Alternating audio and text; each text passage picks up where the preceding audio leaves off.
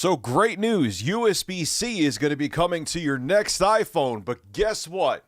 Apple's going to make sure that it's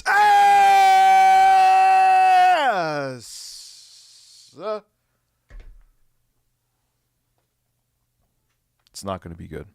Skip it up and that up. So in 2021, if you remember, the EU ruled that all smartphone devices need to eventually have USB-C ports. No more proprietary crap, no more lightning ports or whatever other port that you can only get from the said company that made the device. USB-C across the board. So that means from September 2021 that they had about 2 years to put USB-C charging ports on their phones, and Apple is going to do it in the most Apple way possible, and they're basically being spiteful bastards, and they're going to use the quality of your USB-C port depending on which model iPhone that you get. You want the crappiest, slowest USB-C port? You're still going to buy our expensive entry-level phone. You want an actual worth-a-damn USB-C port? You got to spend a lot more money. This comes from tomsguide.com, and this is what Apple's going to do to your next iPhone's USB-C port. There is a rumor claiming that the iPhone 15 and iPhone 15 Plus may be stuck at the same level as Lightning. Both phones are still rumored to be getting USB-C ports, but the actual port itself will be USB 2.0. The changes are effectively skin deep, and both phones will have the same speed-based limitations as the Lightning cable, because Apple, they're dicks. Continuing on, the iPhone 15 Pro and Pro Max will reportedly have no such limitations, and word is the two devices will support USB 3.2. It's not going to be the fastest or most recent version of USB because, it's not like Apple has the money to make that happen. Oh, wait, they do. But it still offers 20 gigabits per second transfer speeds, which is much better than 480 megabits per second that USB 2.0 speeds offer. More than 40 times faster than USB 2.0.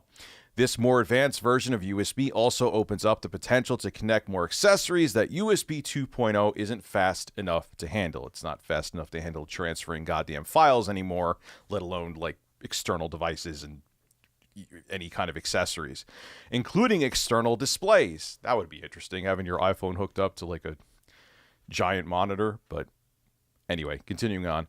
The good news here is that USB-C's maximum charging speed isn't affected across different versions of the standard. So if you buy the base iPhone 15, you're still going to get crazy fast charging speeds depending on the charging brick that you have with your iPhone.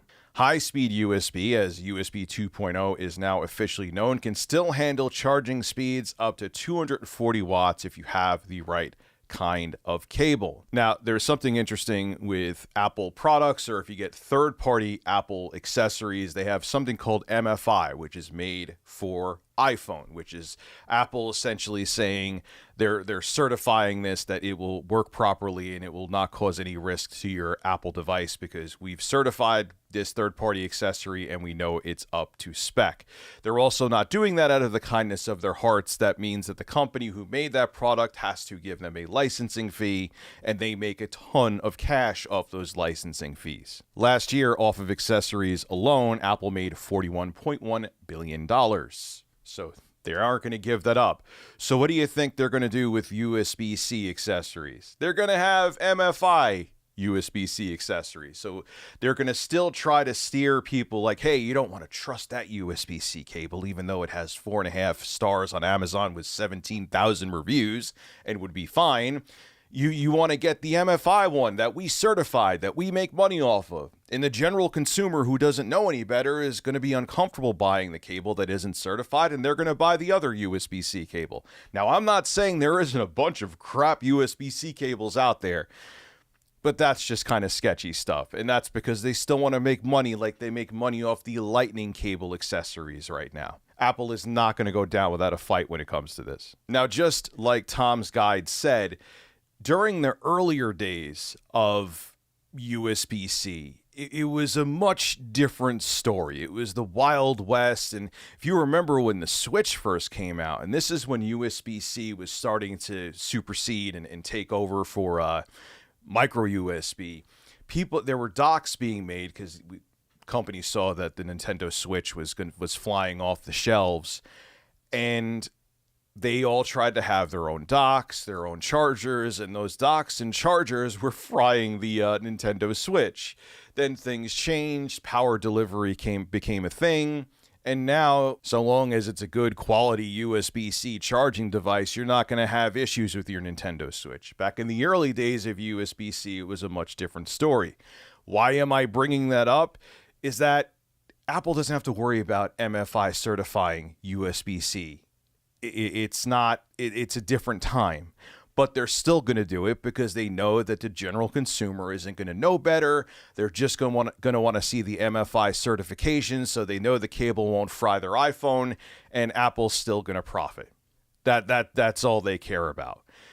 Look, what bothers me about this is that even the base iPhone 15 is still considered a flagship premium phone. They could say it's mid-range, or they could say it's Apple's entry level, but it's still an investment in a very expensive device. And it is 2023.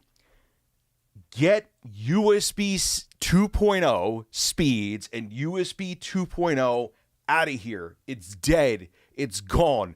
I was using USB 2 back in 2003. Why do iPhones to this day still have that? But you knew that Apple was going to be spiteful with this because this hits into their profit margins. They wanted their own proprietary cable that they could have a stranglehold on, and now they can't. But they're going to sure as hell try.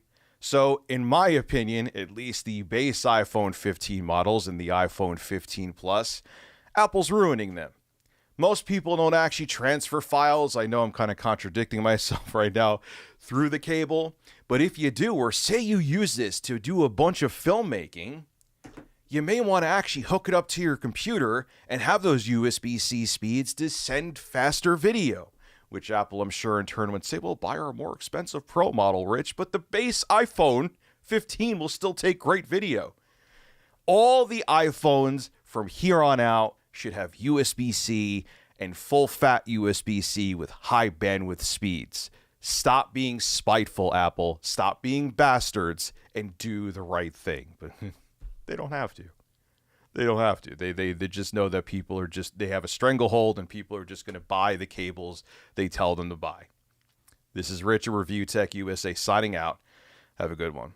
Sometimes I'm tempted to just go back to Android, but I do a lot of filming with my iPhone. It takes great video. Thanks, Apple.